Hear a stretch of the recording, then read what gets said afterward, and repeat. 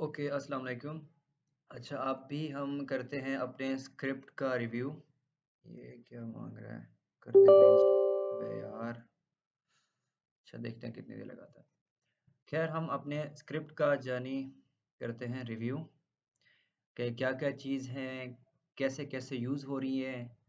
ये देखो, सिर्फ मेरे पास स्क्रिप्ट पड़ा है। मैंने क्रोम ड्राइवर अपना डाउनलोड नहीं कर रखा लोकल पे। उसकी रीज़न ये है। अबे भाई, कर दे भाई, अपडेट कर दे तू। रीलॉन्च कर भाई इसको। ओके, ठीक है। इस स्क्रिप्ट को मैंने हैंडल कर रखा है सेलेनियम के साथ।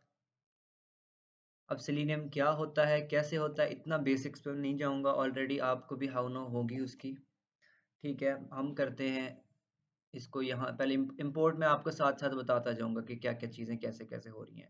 बेसिक मेरा पर्पस है कि मैं आपको ना पूरे लॉजिक का ओवरव्यू दे दूं कि मैंने क्या लॉजिक को इम्प्लीमेंट करा है। हमारे पास स्क्रिप्ट क्या था, मैं अगर इसको लेके चलता हूँ और इस स्क्रिप्ट को मैं ओपन करता हूँ यहाँ पे, तो एक ही वीडियो के अंदर सम अप करते जाते हैं इन सब सारी चीज़ों को। ये बेसिकली स्क्रिप्ट कर क्या रहा है, ये स्क्रिप्ट क्या कर रहा है, यहाँ पे हमारे पास जितने भी यूआरएल हैं इनको स्क्रैप कर रहा है। और जितने भी पेजेस हैं यहाँ पे, जितने पॉसिबल पेजेस होते हैं, जितने भी हैं, अगर 10 हैं तो 10 तक जाएगा, अगर 1 लाख हैं तो 1 लाख तक जाएगा। ठीक है, यहाँ तक था काम इजी। ठीक है, क्योंकि हम क्या करते हैं, हम यहाँ पे पेज 3 को देते हैं तो हमारे पास पेज 3 का पैटर्न बन जाता है यूआरएल के अंदर, और एंड सो ऑन चलते चलते चलते।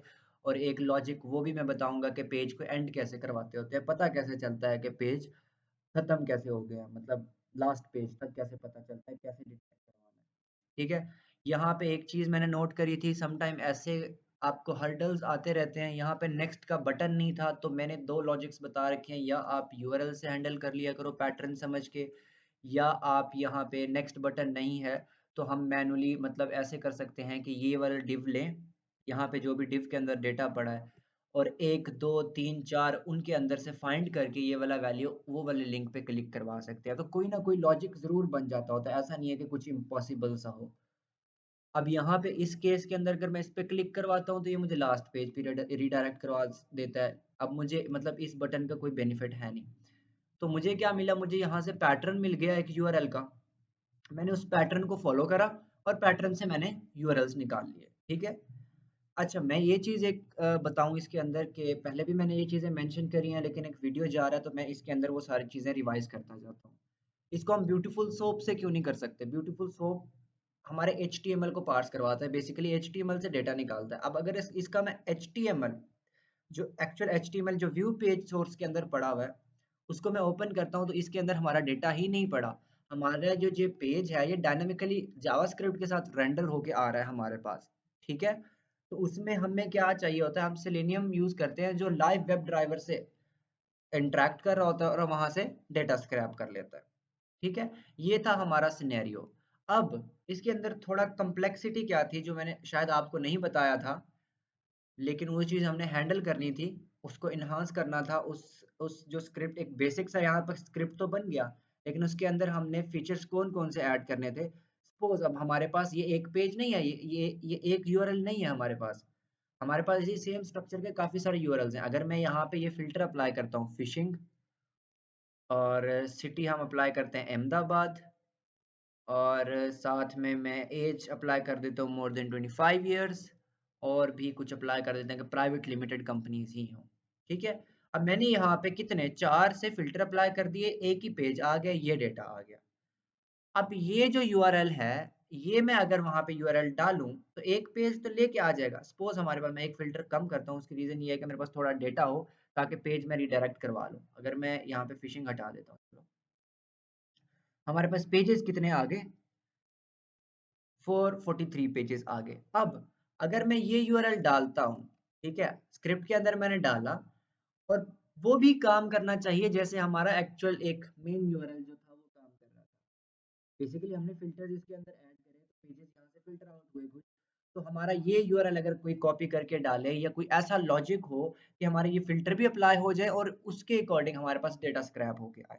ठीक है, ये लॉजिक भी इम्प्लीमेंट करी है, ये भी मैं बताऊंगा कि क्या करा है, कैसे करा है, सारी चीजें हम स्टेप बाय स्टेप देखेंगे। ठीक है, अभी हम जाते हैं अपने स्क्रिप्ट के ऊपर। यहाँ पे ये मैंने वेबसाइट से पूरा सिनेरियो आपको क्लियर कर दिया।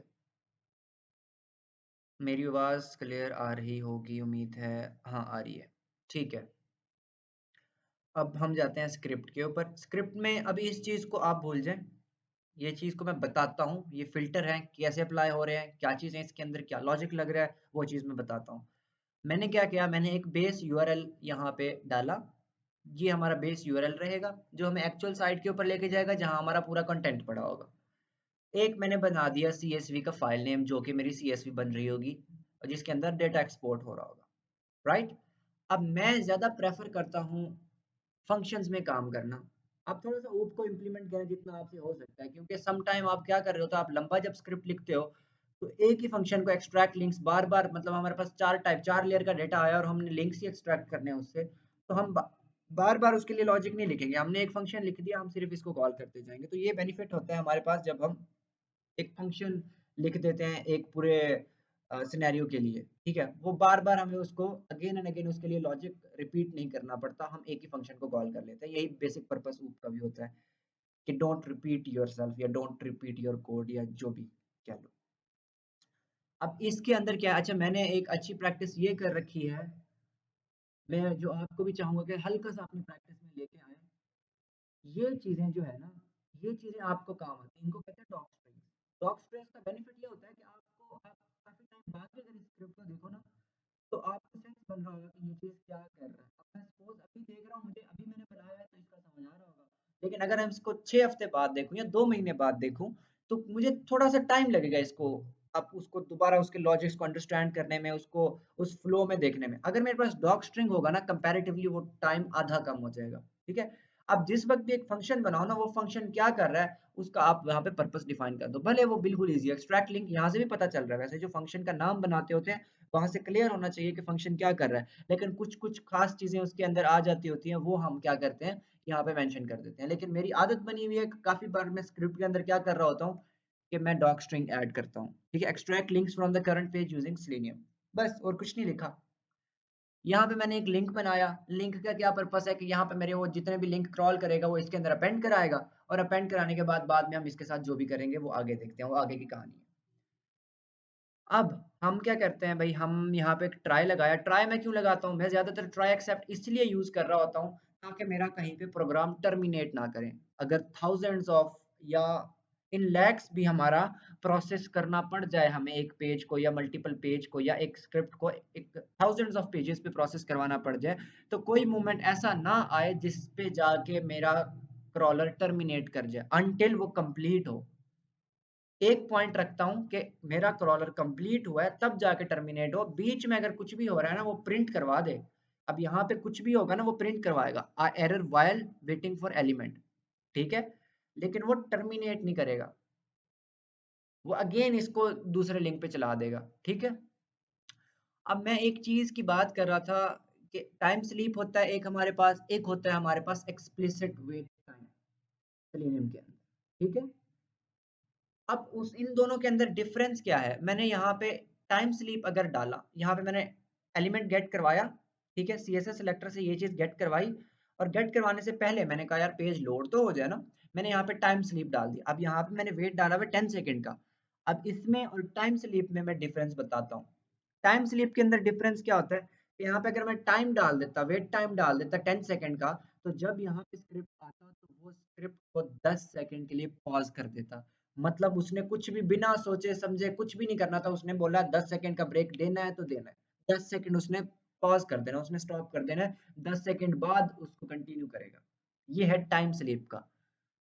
अब जब हम wait time, explicit wait time पे आते हैं, तो उसके अंदर क्या होता है, हमारे पास 10 सेकेंड यहाँ पे डाले, लेकिन ये हमारा मैक्सिमम वेट टाइम है। मतलब 10 सेकेंड से ऊपर वेट नहीं करेगा। लेकिन अगर एक पेज लोड हुआ है और वो 2 सेकेंड में लोड हो गया, तो वो 2 सेकेंड में इसको प्रोसेस कर देगा, 10 सेकेंड वेट नहीं करेगा, 8 सेकेंड हमारे बच जाएंगे।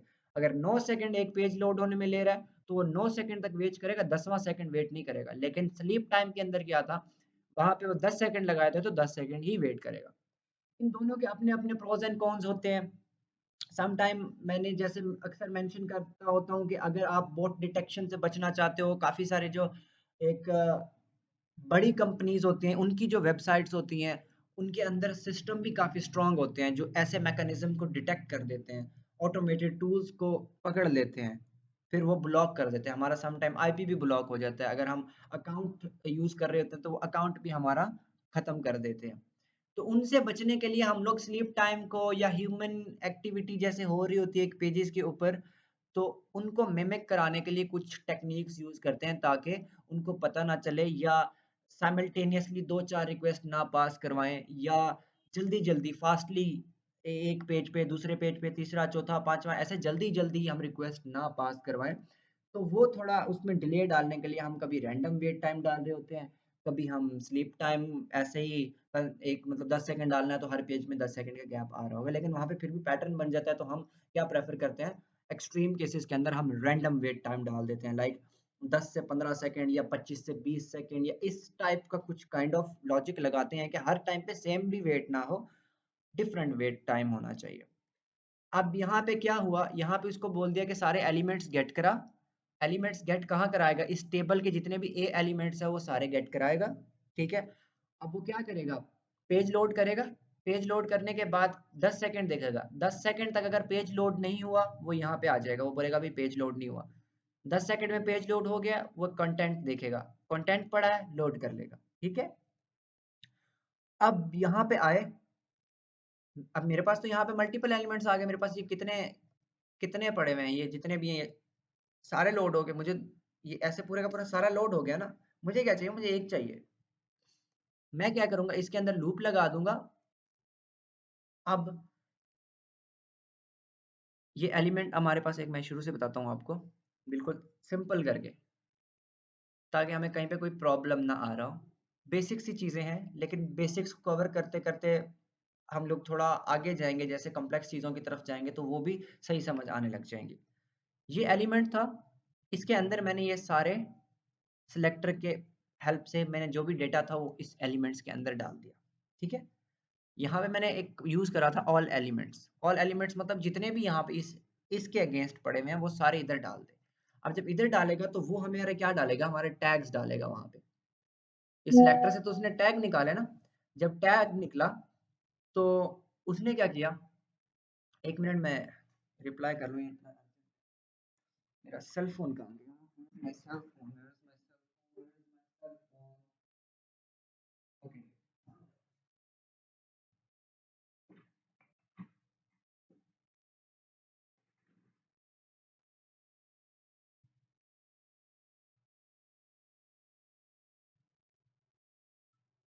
Okay I am back, sorry. अच्छा, हम अब देखते हैं कि हमारे पास यहाँ पे टैग आ गए सारे। अब उसके अंदर से हमने एचआरएफ भी तो निकालना है, तो मैं वहां पे लूप लगा दूंगा। जब लूप लग गया हमारे पास, तो लूप के अंदर क्या आ रहा है, जितने अब हम यहाँ पे टैग पड़े हुए हैं हमारे पास, वन बाय वन टैग पड़े हैं, तो उनको वन बाय वन प्रोसेस करूंगा। उनके अंदर मैं एक एट्रीब्यूट फाइंड कर लूंगा जो हमारे पास एचआरएफ है, जो हमारे पास एक्चुअल लिंक है। हमें जो डेटा चाहिए, टेक्स्ट चाहिए तो टेक्स्ट निकालेंगे, एचआरएफ चाहिए तो एचआरएफ निकालेंगे। तो इन केस के अंदर हम एचआरएफ निकालते हैं, यहाँ से मैं एचआरएफ निकालूंगा। अब हमारे पास जो एचआरएफ आ गया, इसको मैंने कहीं पे स्टोर भी तो कराना है, कोई चीज मैंने रिटर्न भी तो लेनी है ना, तो वो मैं स्टोर करा दूंगा। यहाँ पे मैंने एक खाली लिस्ट बनाया था, उसके अंदर ये एचआरएफ स्टोर करवा दूंगा। जब यहाँ पे एचआरएफ स्टोर होगा, जितने भी यहाँ पे एक पेज के अंदर डेटा निकलेगा, ये जाहिर सी बात है, हर पेज के ऊपर ये फंक्शन लग रहा होगा, हर बार ये डेटा निकाल रहा होगा। लेकिन ये है कि अब एक बार डेटा निकाला, उसका डेटा कहाँ स्टोर करा उसने, लिंक्स के अंदर। अब इन लिंक्स को मैं क्या करवा दूंगा, रिटर्न करवा दूंगा। ठीक है, ये लॉजिक था, सिंपल सिंपल कुछ, इसके अंदर बड़ा कोई लोचा फंडा कुछ भी नहीं था। हाँ, इन केस अगर कोई एरर आता है तो वहां पे एरर मैसेज प्रिंट करवाएगा, एक्सेप्शन प्रिंट करवाएगा, और साथ में ये टेक्स्ट प्रिंट करवा देगा कि भाई वेटिंग टाइम इतना नहीं था, लोड नहीं हुआ, वगैरह वगैरह जो भी था। अब आते हैं हमारे पास, एक मैंने फंक्शन डिफाइन कर दिया सीएसवी के अंदर। ये फंक्शन के नाम से भी इतना इजी लग रहा है कि राइट टू सीएसवी, जो भी डेटा हमारा निकला है उसको क्या कर, सीएसवी के अंदर भाई एक्सपोर्ट कर दे, write the given links to the CSV file. ठीक है, अब यहाँ पे ये डॉक स्ट्रिंग ऐड करी। ठीक है, कोई मुश्किल इसमें बात नहीं थी, लेकिन स्टिल मैंने डॉक स्ट्रिंग ऐड करी क्योंकि मैंने कहा था कि अच्छी प्रैक्टिस होती है। नीचे ये देखो, मैंने थोड़ा थोड़ा डिटेलिंग में जाने लग गया हूँ, उसमें मैं बताऊंगा कि क्या क्या चीज़ें कैसे कैसे हो रही हैं। विद ओपन कमांड यूज करते होते हैं हम किसी भी CSV के अंदर डेटा डालने के लिए या CSV फाइल क्रिएट करने के लिए, कुछ भी करने के लिए हमने कुछ करना हो, विद ओपन डालते होते हैं और आगे हम एज फाइल कर देते हैं। ये CSV फाइल करेंगे तो हमें CSV इंपोर्ट करवानी पड़ेगी, TXT फाइल या जो भी फाइल यहाँ पे हम करना चाहें। हमारे पास ये से फाइल हैंडलिंग का एक अलग पूरा का पूरा टॉपिक है, ठीक है। तो उसके अंदर ये सारे कमांड्स आ जाती हैं। यहाँ पे राइट होता है, रीड होता है, अपेंड होता है। तो ये मल्टीपल इसके पर्पसेस होते हैं। मैं इसके अंदर अपेंड यूज कर रहा हूँ। सपोज अगर मैंने एक फाइल बनी मेरी CSV के अंदर और दोबारा मैंने ये जब बनाया या दोबारा CSV क्रिएट करवाई, तो अगर वो उस नाम से ऑलरेडी पड़ी होगी तो उसको ओवरराइट नहीं करेगा, उसके अंदर डेटा अपेंड करना शुरू कर देगा। तो इसका पर्पस ये होता है।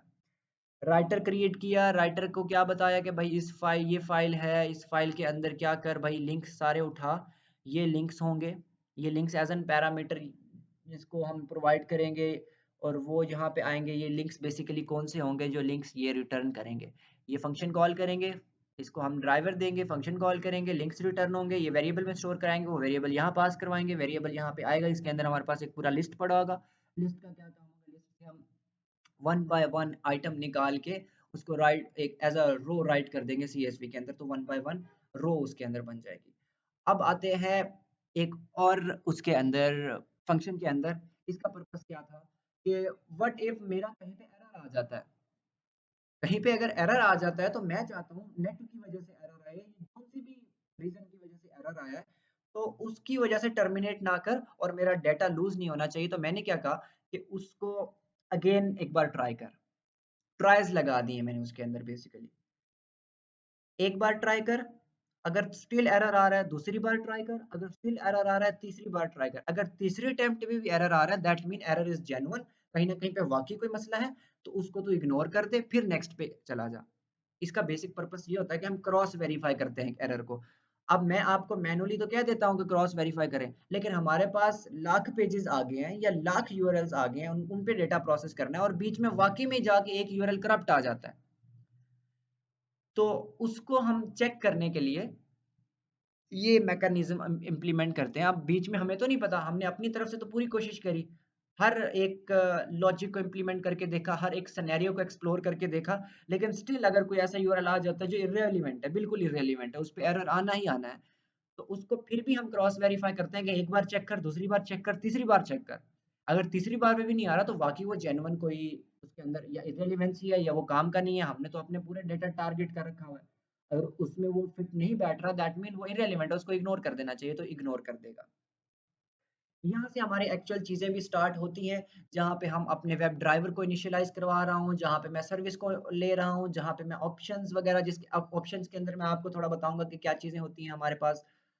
हम हेडर्स यहीं से पास करवाते हैं, हम बाकी चीजें भी जो इसके अंदर करवाने होते हैं, लाइक कुछ कॉन्फ़िगरेशंस कह लो आप, इन सिंपल अगर मैं बोलूँ तो वो यहाँ पे करवा रहे होते हैं। अच्छा, ये जो दो चीजें हैं ये मैंने यहाँ पे इंपोर्ट करवाई, एक ऑप्शन मैंने इंपोर्ट करवाया होना है, ये ऑप्शन मेरा इंपोर्ट हो गया हुआ है। बाय का मैं आपको ऑलरेडी आइडिया होगा, जब हम सिलेक्टर यूज करते हैं या एक्सपाथ से करते हैं तो ये उसके लिए होता है कि बाय एक्सपाथ करना है, बाय CSS सिलेक्टर करना है, जो भी करना है। तो वेब ड्राइवर का आपको पता होगा बेसिकली, अगर आप सेलेनियम यूज कर रहे हो ऑटोमेशन के लिए या स्क्रैपिंग के लिए, तो वेब ड्राइवर तो इनिशियलाइज करवाना ही करवाना पड़ेगा। सर्विस का मैं आपको यहाँ पे आइडिया दे देता हूँ। सर्विस हम इसलिए यूज करते हैं, सम टाइम हमें क्या करना पड़ जाता है, हमारा स्क्रैपर सर्वर के ऊपर चलाना पड़ जाता है, जिसके ऊपर हमारे पास लोकली हमारे पास वेब ड्राइवर वहाँ पे डाउनलोडेड नहीं होता या उसके साथ कंपेटेबल नहीं होता। सम टाइम वहाँ पे क्रोम का वर्जन कोई और होता है और हमारे लोकल में कोई और पड़ा होता है, या हमने विंडो के अकॉर्डिंग सेट करा होता है और वहाँ पे लिनक्स का ऑपरेटिंग सिस्टम अगर यूज हो रहा है, तो ये आपस में वो सिंक्रोनाइज नहीं करेगा। और जाहिर सी बात है, अगर कुछ सेटअप ही नहीं हुआ, वेब ड्राइवर ही वहाँ पे इनिशियलाइज नहीं हुआ सही से, तो आगे स्क्रिप्ट क्या काम करेगा। तो सर्विस हम बेसिकली इसलिए यूज करते हैं कि सारा कुछ हमारा ऑनलाइन हो जाए, हम स्क्रिप्ट के थ्रू ही वो चीजें इंस्टॉल कर लें और वहीं से ही वो सारा कुछ हमारा निकल जाए। हम सिर्फ इस स्क्रिप्ट को चलाएंगे, हमें कुछ भी लोकली इंपोर्ट एक्सपोर्ट कराने की, डाउनलोड करने की या वर्जन चेक करके करने की कुछ जरूरत नहीं है, सिर्फ इसी से हो जाएगा। ये वो चीज़ है जब मैं सबसे ज्यादा अब यूज कर रहा होता हूँ। अब आते हैं ऑप्शन के अंदर। यहाँ पे मैंने एक वेरिएबल बनाया जिसके अंदर मैंने ऑप्शन को डिक्लेयर कर दिया। अब हेडलेस क्या होता है, हेडलेस का मैं आपको आइडिया देता जाऊं। हेडलेस बेसिकली अब जब आप सेलेनियम पे काम करते हो तो एक लाइव ब्राउजर ओपन होता है, पूरा का पूरा ब्राउजर ओपन होता है। अब मैं चाहता हूँ कि ब्राउजर ना ओपन हो भाई, ब्राउजर हाइड रहे, स्क्रिप्ट मेरा काम करे, मुझे ब्राउजर की जरूरत नहीं है। मैंने जितना ब्राउजर से काम देखना था, देख के करना था, वो हो गया। अब मुझे वो ना मेमोरी मुझे उतनी कंज्यूम करवानी है अपने सिस्टम की, तो मैं वहां पे यूज करता होता हूँ हेडलेस। हेडलेस का मतलब ये होता है कि सिर्फ ब्राउजर नजर नहीं आएगा, बाकी सारा कुछ चलता रहेगा। ये ये स्टेटमेंट किस लिए यूज हो रही होती है? Log level 3। इसका मतलब ये होता है कि अनवांटेड एरर सम टाइम आ जाते हैं जिनका कोई पर्पस भी नहीं होता, जो प्रोग्राम को अफेक्ट भी नहीं कर रहे होते, लेकिन कंसोल को गंदा बना रहे होते हैं, ठीक है? उसका कुछ ना कुछ मीनिंग ज़रूर होता है, ऐसा नहीं है कि मीनिंग नहीं होता। अगर कंसोल पे कुछ प्रिंट हुआ है कंसोल के ऊपर तो कुछ मीनिंग ज़रूर होगा, लेकिन सम टाइम हमें उसको इग्नोर करना पड़ता है। और इग्नोर अगर कर ही रहे हैं, तो अगर हम किसी को स्क्रिप्ट डिलीवर कर रहे हैं तो उसके पास तो एरर्स गंदे-गंदे ना आए ना। वो कहेगा ये क्या हो रहा है? तो जब हम स्क्रिप्ट डिलीवर करते हैं तो कोशिश करते हैं कि जो हमारे कंसोल के ऊपर डेटा प्रिंट हो रहा है, वो हमारा क्लीन होना चाहिए। तो उसके लिए मैंने ये चीज़ें यूज़ करी। ये भी ये दोनों बेसिकली उसी पर्पज़ के लिए हैं। अब क्या होता है जब हम हेडलेस यूज करते हैं, तो हमारे पास क्या होता है, सम टाइम स्टेटस कोड का इशू आ जाता है। 403 का या 4 और समथिंग का या 200 हमारे पास स्टेटस कोड नहीं आता। दैट इज बिकॉज कि वो उसको डिटेक्ट समहाउ कर लेता है, उसके पास यूजर एजेंट नहीं पास होता। अगर हम एपीआई से डेटा फेच करवा रहे होते हैं तो वहाँ पे आपने देखा होगा कि हमें पेलोड देना पड़ता है, पेलोड ना दें तो एपीआई काम ही नहीं करती। तो सेम लाइक दैट, अगर हम किसी उसके ऊपर रिक्वेस्ट भेज रहे हैं तो हमें ये यूजर एजेंट भी ज्यादातर केसेस के अंदर देने पड़ जाते होते हैं। तो बेटर प्रैक्टिस ये है कि आप दे दिया करें यूजर एजेंट को, ये हेडर्स पास करवा दिया करें उसके अंदर। BS4 के टर्म में हम हेडर्स इसको काउंट कर रहे होते हैं। सर्विस, मैंने आपको पहले बोला था सर्विस, मैंने बोला है सर्विस के अंदर मैंने क्रोम ड्राइवर मैनेजर को इंस्टॉल करवा दिया यहीं पे, और इसी को ही यहाँ पे हमने ड्राइवर के अंदर जो वेब ड्राइवर मैंने बनाया उसके अंदर मैंने सर्विस को भी यूज कर लिया, मैंने ये क्रोम को भी यूज कर लिया, अपनी क्रोम ऑप्शंस को भी यूज कर लिया, इसके अंदर जितने भी ऑप्शंस थे ये सारे यूज हो गए। अब यहाँ पे आगे यहाँ पे वो स्क्रिप्ट को एग्जीक्यूशन चलेगा, सारा कुछ चलेगा, ठीक है? वेब ड्राइवर को नेविगेट करवा रहा है, जो भी यहाँ पे सिनेरियो चल रहा है वो बेसिकली ये जो केस है, ये मेरा असल जो सेलेनियम का कॉन्फ़िगरेशन हुआ है वो इसके अंदर हुआ है। ये सारा कुछ यही सेलेनियम इतना ही था, और सेलेनियम कुछ भी नहीं है। ये जितनी भी लाइंस मैंने यहाँ पे ये अपने सेलेक्ट कर रखी हैं, यही कुछ सेलेनियम है, इससे ज़्यादा सेलेनियम नहीं है। बाकी आपकी लॉजिक्स आ जाती हैं कि आप डेटा को या आप पूरे फ्लो को कैसे कंट्रोल कर रहे हो। उसके लिए आपको ज़ाहिर सी बात है एक ग्रिप होना चाहिए लैंग्वेज के ऊपर, ताकि आप अपने अकॉर्डिंग उसको मॉडिफाई कर सको। जो चीज़ आपके ज़हन में आ रही है, जो अप्रोच आपके ज़हन में आ रही है, उसको यहाँ पे इम्प्लीमेंट कर सको। ये चीज़ मैंने बता दी हुई है कि 404 आया है, अगर कुछ ऐसा आया है पेज के ऊपर तो पेज नहीं मिला, रिटर्न नन करवा दे। अगर कोई गलत तुमने डाला है तो हमारे पास क्या आता है, 404 का मतलब आता है नॉट फाउंड, पेज नहीं आया। और ये चीज़ क्या है, जब ड्राइवर इनिशियलाइज हुआ तो उसका टाइटल देखेगा, अगर उसके अंदर 404 आया है या नॉट फाउंड आया है। किसी पेजेस के ऊपर नॉट फाउंड आ रहा होता है, किसी पेजेस के ऊपर 404 आ रहा होता है, इनका मतलब सेम होता है। अगर ये चीज़ डिटेक्ट हुई है, दैट मीन वो पेज ही नहीं है, पेज ही नहीं निकला। जब पेज नहीं निकला तो रिटर्न 0 करवा दे, ठीक है? अब प्रोसेस पेज के अंदर मैंने क्या करा, यहाँ पे मैंने क्या कर दिया, ट्राई के अंदर ये देखना ट्राई लगा हुआ है, ट्राई के अंदर मैंने क्या करवा दिया कि ये सारा कुछ करवा के सेलेनियम की कॉन्फ़िगरेशन करके फिर मैंने एक लिंक्स नाम का वेरिएबल बनाया। लिंक्स नाम का वेरिएबल बनाने के बाद वो जो पहला फंक्शन मैंने डिफाइन करा था, जिसके अंदर मैंने लॉजिक रखा था लिंक्स को एक्सट्रैक्ट करने का, अब मेरे पास क्योंकि उसको पैरामीटर में क्या दे रहा हूँ, ड्राइवर का पैरामीटर दिया। ड्राइवर का पैरामीटर जब दिया, अब हमारे पास यहाँ पे ड्राइवर तो इनिशियलाइज हो गया, ड्राइवर तो हमने बना लिया है, तो वही ड्राइवर हम इसके अंदर पास करवाएंगे। जब ड्राइवर पास करवाएंगे तो इसने क्या करना है, इसने हमें वो एक्सट्रैक्ट करके दे देना है। माइंड यू, ये हमने अभी भी एक फंक्शन बनाया है, एक फंक्शन के अंदर एक फंक्शन का कॉल ले रहे हैं हम। हाँ, अभी ऐसे क्वेश्चन अगर आपके माइंड में आ रहा होगा, अभी यूआरएल तो है नहीं, जब यूआरएल ही नहीं है तो इसके अंदर क्या जाएगा भाई, सब्र रखो, हौसला रखो। इसके अंदर हम लोग एक पैरामीटर पास करवा रहे हैं जिसके अंदर हम यूआरएल पास करवाएंगे। जब यूआरएल पास करवाएंगे तो ये यूआरएल काम आ रहा होगा यहाँ पे। ये वो लाइन है जहाँ पे प्रोग्राम जाता है, हमारा इंटरप्रेटर अगर इसको रीड करता है, पीछे कोई एरर नहीं आया होता तो यहाँ पे वो ब्राउजर ओपन कर देता है इसी लाइन के ऊपर, ठीक है? जहाँ पे ड्राइवर डॉट गेट हम यूज करते हैं, ठीक है?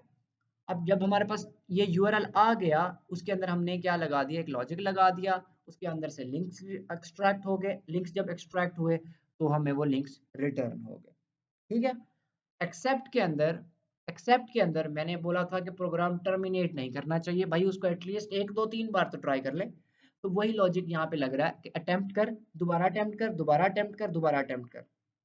अब एक चीज देखो, ये पेज देख रहे हो, यहाँ पे बेसिकली हमारा क्या हो रहा है कि उसी फंक्शन को उसी फंक्शन के अंदर कॉल ले रहे हैं हम, और यहाँ पे मैं इसको टर्मिनेट करवा देता हूँ, रिकर्जन भी कह सकते हो, ठीक है। तो इसी ही फंक्शन को मैंने इस तरह कॉल ले लिया कि इसी को अगेन ट्राई कर, अगर फिर भी नहीं होता फिर अगेन ट्राई कर, फिर भी नहीं होता फिर अगेन ट्राई कर। लेकिन क्या होता जाएगा, हर बार अटेम्प्ट के अंदर एक का इंक्रीमेंट होता जाएगा। अभी अटेम्प्ट 1 है, फिर 2 होगा, फिर 3 होगा। जब 3 होगा तो यहाँ पे जब जाएगा वो बोलेगा बस कर दे भैया, अब नहीं करना, अब बस कर दे। अब क्या कर, अब एल्स में चला जा, एल्स के अंदर प्रिंट करवा दे max retries reached, moving to the next page. Next page पे चला जाएगा, वो पेज क्विट कर जाएगा, ठीक है। अगर ये भी नहीं आता, ये चीज हमारा ट्राई सक्सेसफुली एग्जीक्यूट हो जाता है, ठीक है। एग्जीक्यूट होने के बाद क्या करेगा, हमारा ड्राइवर को बंद करवा देगा। ड्राइवर बंद करवाने का पर्पस क्या है यहाँ पे, अब यहाँ पे एक चीज मैं आपको लॉजिक बताता, जो हर एक बार जब पेज को प्रोसेस करेगा, मेरा ड्राइवर ओपन होगा, मेरा ड्राइवर क्लोज होगा। उसकी रीजन क्या है कि आपने एक चीज नोट करें, यहाँ पे हम 2 अप्रोचेस यूज कर सकते होते हैं। एक अनडिटेक्टेड का अप्रोच है जो कि मैं यूज नहीं करता, उसकी एक बड़ी रीजन ये है कि मैं अगर किसी क्लाइंट के पास या किसी भी पर्सन के पास जिसको ये स्क्रिप्ट जरूरत है, उसका सिस्टम के अंदर इतने रिसोर्सेज ही नहीं है।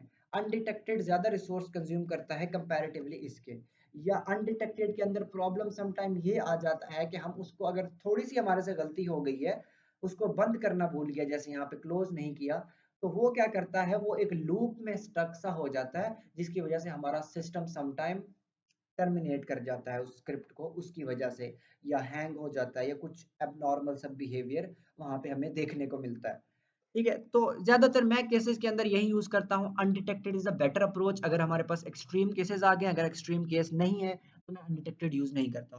तो यहाँ पे मेरा लॉजिक क्या बन रहा था, हमारे पास अगर कैप्चा ट्रिगर होता है, तो मैंने एक पैटर्न नोट किया, जब मैं पहला यूआरएल प्रोसेस करता हूँ तो कैप्चा नहीं आता, उसी ब्राउज़र के अंदर रहते हुए दूसरा यूआरएल प्रोसेस करने की कोशिश करता हूँ तो मुझे कैप्चा ट्रिगर हो जाता है, मेरा कैप्चा आ जाता है सामने। जब कैप्चा आ जाता है तो वहाँ पे मुझे उसको रिज़ॉल्व कराना, वो सारा कुछ, वो अपने आप में एक बहुत बड़ी टेंशन है। क्योंकि कैप्चा बना ही इसीलिए होता है कि आपको अवॉइड करा जाए, ऐसे बॉट्स को, ऐसे ऑटोमेटेड टूल्स को अवॉइड करा जाए।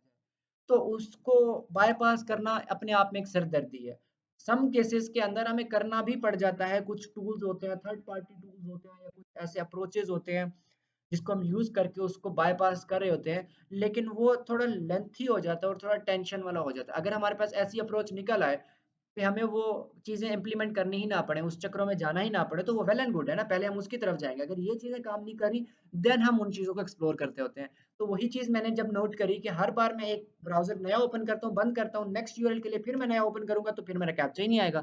तो इसलिए मैं हर एक पेज के लिए मैं एक ड्राइवर बना रहा हूँ। ड्राइवर बनता है, यूआरएल गेट करता है, ब्राउजर जिससे ओपन होता है, डाटा स्क्रैप होता है, डाटा स्क्रैप होने के बाद फाइनली डाटा, ये अपना ब्राउजर बंद हो जाता है। अब यहाँ पे जितने भी मेरे फंक्शंस थे ये मेरे बन गए हैं। अगर मैं फंक्शंस को ऐसे रैप अप करूँ, हाइड करूँ, थोड़ा इनको छोटा कर दूं, तो क्या आता है मेरे पास देखने को, क्या क्या हुआ है यार। ओके, तो मेरे पास बेसिकली 3 फंक्शंस बने हैं टोटल इस चीज को स्क्रैप करने के लिए।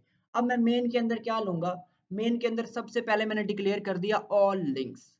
मुझे एक सारे लिंक्स तो चाहिए ना एक जगह पे, मैंने सारे लिंक्स का एक क्या बना लिया, सेट बना लिया। सेट का पर्पस ये होता है कि मेरे पास डुप्लीकेट नहीं होंगे। प्रीवियस लिंक्स मैंने एक बताया था कि लॉजिक बताऊंगा जिससे हमें डिटेक्ट हो जाएगा कि हमारा आखिरी पेज कौन सा है, ठीक है। 1 2 3 4, यहाँ पे आपने कहीं नहीं देखा होगा कि मैंने इसको बताया ये लास्ट पेज है, मैंने कहीं पे इसको रेस्ट्रिक्ट नहीं कर रखा। मैंने एक लॉजिक सेट कर दी है कि सपोज ये गया आखिरी पेज के ऊपर, और इसने आखिरी पेज के यूआरएल पे या 2 चीजें करेगा ना, या ये खाली पेज रिडायरेक्ट कराएगा। खाली पेज का मैं ऑलरेडी यहाँ पे बता चुका हूँ, जब खाली पेज आएगा, कहाँ गया ये, जब खाली पेज आएगा इसने क्या करना है, नो पेज फाउंड, नन कर देना है और निकल आना है बाहर। मैं एग्जांपल एग्जांपल लेके चलते हैं। अगर हमारे पास 5 पेजेस हैं, 5वां पेज इसने स्क्रैप कर दिया, अब छठे पेज पे जाएगा। जब छठे पेज पे जाएगा, छठा पेज ही नहीं है जब, तो वहां पे क्या लोड होगा? या 404 लोड होगा या नॉट फाउंड लोड होगा। जब नॉट फाउंड लोड होगा वो बोलेगा no page found, returning none. कुछ केसेस के अंदर ऐसा हो रहा होता है कि जब हम नेक्स्ट पेज पे रीडायरेक्ट करवाते हैं तो हमारे पास वही लास्ट पेज अगेन रिलोड होके आ जाता है। अब इस केसेस में क्या करें? पेज तो आ रहा है, पेज आ रहा है तो ये यहाँ पे बढ़ेगा ही नहीं, ना उसको 404 मिलेगा ना नॉट फाउंड मिलेगा, तो वो अगेन एंड अगेन उसी पेज को स्क्रैप करता रहेगा, लूप में फंस जाएगा, निकलेगा ही नहीं कभी। तो उसके लिए हम क्या करते होते हैं? उसके लिए एक लॉजिक लगाता होता हूँ मैं कि एक प्रीवियस का पूरा डेटा स्टोर कर ले, पिछले पेज का। हमारे पास 5वां पेज है, उसके ऊपर 10 यूआरएल निकले, अब जब अगेन वो पेज रिलोड होगा उसके ऊपर भी तो वही 10 पेज निकलेंगे ना, 10 लिंक्स निकलेंगे ना। अब वो चेक करे कि जो अभी पेज स्क्रैप हुआ और पिछला पेज स्क्रैप हुआ है, क्या इनके यूआरएल एक जैसे हैं? अगर एक जैसे हैं तो मतलब पेज डुप्लीकेट हुआ। पेज जब डुप्लीकेट हुआ मतलब उसी पेज को अगेन एंड अगेन रिपीट कर रहा है, दैट मीन इसको टर्मिनेट कर देना चाहिए। यहाँ पे वो डिसीजन ले ले कि पेज खत्म हो गए, बस अब यहीं पे बंद करना है। तो ये लॉजिक था। उसके लिए मैंने क्या बनाया, पहले प्रीवियस लिंक्स के अंदर नन डाल दे, अभी भी कुछ नहीं पड़ा, अभी कुछ स्क्रैप ही नहीं हुआ। जब मेन फंक्शन के अंदर सारे कॉल्स ले रहे हैं ना, अभी कुछ स्क्रैप ही नहीं हुआ, तो इसके अंदर पहले हमने नन डाल दिया। ऑल लिंक्स के अंदर हमने खाली सेट डिक्लेयर कर दिया। सेट में क्या होता है कि हमारे पास डुप्लीकेट्स नहीं आते, हमें हमारे पास हमेशा एक यूनिक वैल्यू आ रहा होता है। पेज नंबर यहाँ पे मैंने एक डिफाइन कर दिया, पेज नंबर 1 होगा, शुरू 1 से होगा। लूप चला दी मैंने यहाँ। वाइल लूप मैंने इसलिए लगाई कि जब तक हमारा पेज मिलता जाएगा भाई उसको करता जा, जैसे ही पेज नहीं मिलेगा ब्रेक मारेगा, पेज को टर्मिनेट, इसको खत्म कर दी, लूप को टर्मिनेट कर दी। और आगे कोई मैंने लॉजिक नहीं लगा रखा, दैट मीन कि हमारा प्रोग्राम टर्मिनेट हो जाएगा, हमारी फाइनल आउटपुट यहाँ पे मिल जाएगी। यहाँ पे मैंने क्या करवाया, एक यूआरएल वेरिएबल डिक्लेयर करा। उस यूआरएल के अंदर अब क्या हो रहा है, अब देखते हैं सरकार। बेस यूआरएल आ रहा है, फिल्टर कनकैट हो रहा है और पेजिनेशन का लॉजिक लग रहा है। एफ स्ट्रिंग से लॉजिक इसलिए लगाता हूँ क्योंकि मैं उसके अंदर डायनामिकली इसको बता देता हूँ कि ये पेज 1 है तो यहाँ पे पेज 1 डाल, फिर 2 डाल, फिर 3, फिर 4, फिर 5 एंड सो ऑन चलता जा। बाकी सारी लॉजिक हमारी यहाँ पे लगी हुई है, इस जगह पे हमारी सारी की सारी लॉजिक लगी हुई है। जब यहाँ पे हमारी लॉजिक, अब ये देखो इसी इसी के अंदर हमारा क्या हो रहा है, इसी के अंदर ये वाला कॉल हो रहा है ना फंक्शन। तो जब इधर आएगा इसके अंदर हम क्या पास करवाएंगे, ये यूआरएल पास करवाएंगे। ये यूआरएल जब पास करवाएंगे तो यहाँ पे यूआरएल कंप्लीट होगा, बेस यूआरएल, ये बेस यूआरएल आ गया, ये मेरा पेजिनेशन का फाइनल में लॉजिक आ गया, ठीक है, जो मैं रिडायरेक्ट करवा रहा हूँ पेज 1, पेज 2, पेज 3, पेज 4 ऐसे रिडायरेक्ट करवाता जा रहा हूँ। अब बीच में मेरा फिल्टर आ गया, ये पैटर्न होता है जो हमारा हमारा फिल्टर का निकल के आ रहा होता है। अब मैं बताता हूँ कि फिल्टर का पैटर्न हमने कैसे में निकाला है।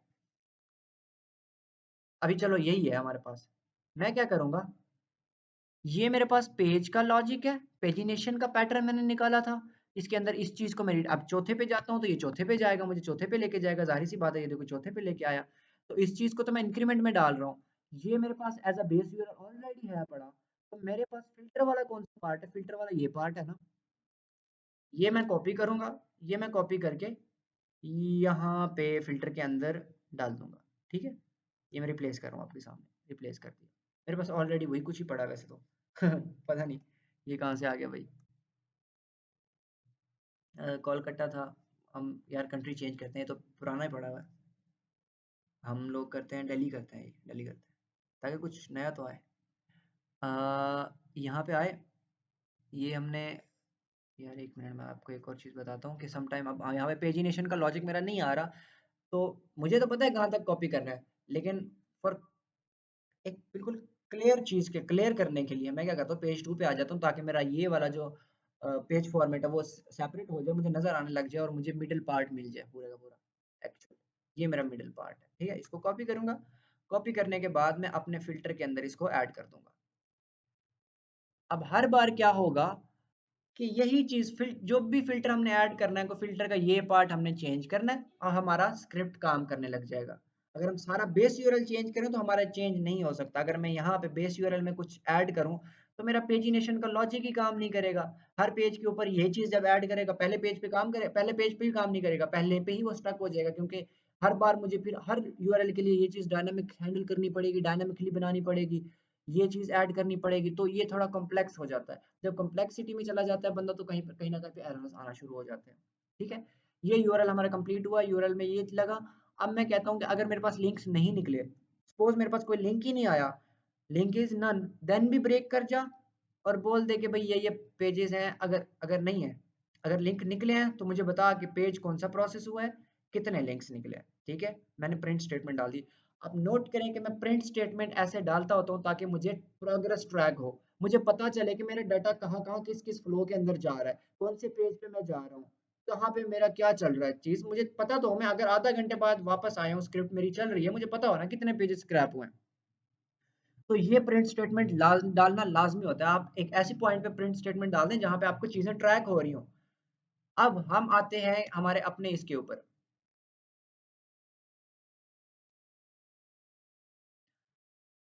यहाँ पे आगे सरकार, यहाँ पे हमने क्या किया, इफ नॉट लिंक्स और previous link is equal to link, क्या कर जा भाई, ब्रेक कर जा। अभी हमारे पास प्रीवियस लिंक लिंक के बराबर नहीं है क्योंकि प्रीवियस में तो नन पड़ा हुआ है। अच्छा, ये चीज मैंने बाद में लगाई थी, अगर मैं ना भी लगाऊं तो ये चीज यहाँ पे हो रही है टेक्निकली देखा जाए। ठीक है, चलो ठीक है, काम कर रहा है, चलने दो, कोई मसला नहीं है।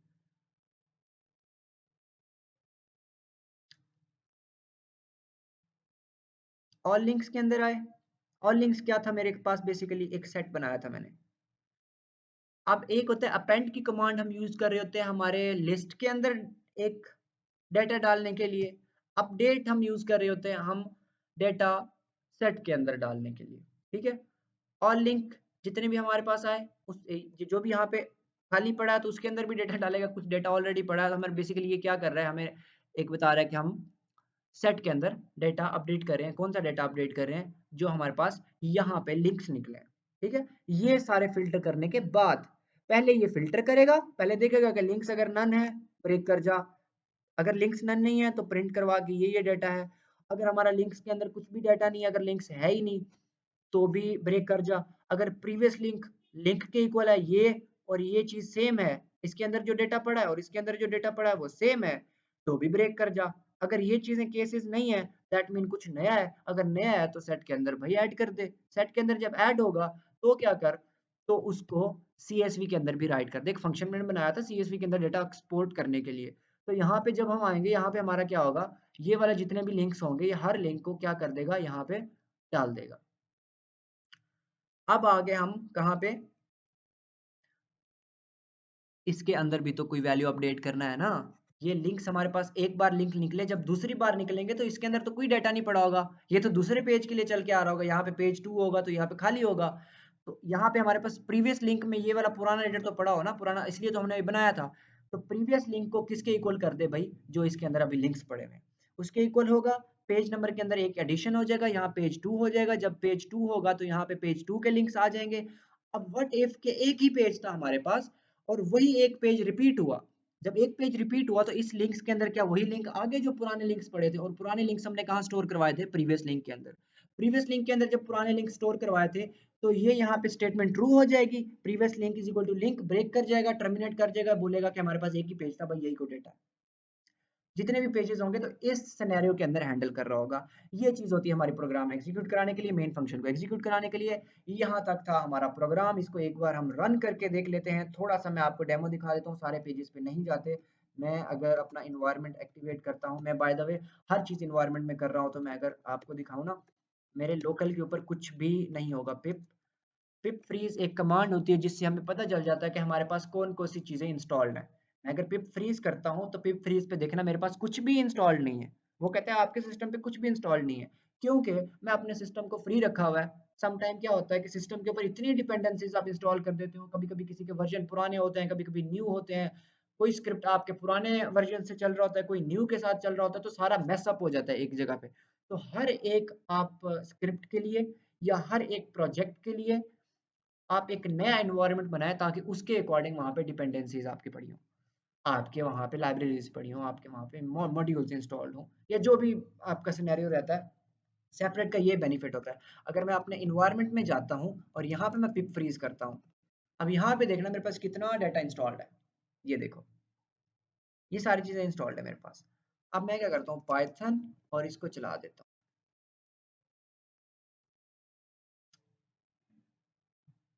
अब मेरा लाइव ब्राउजर नहीं ओपन हो रहा। लाइव ब्राउजर इसलिए ओपन नहीं हो रहा क्योंकि मैंने यहाँ पे हेडलेस यूज करा था, यू रिमेम्बर। ये इसने ओपन करा, मैंने इसके अंदर बाय द वे थोड़ा थोड़ा वेट टाइम भी कहीं ना कहीं ऐड किया है ताकि कहीं ना कहीं पे मुझे प्रॉब्लम ना आए। पेज 1 आया, पेज 1 के 30 लिंक्स निकले, उसने एक बना दिया, पेज 2 पे चला गया।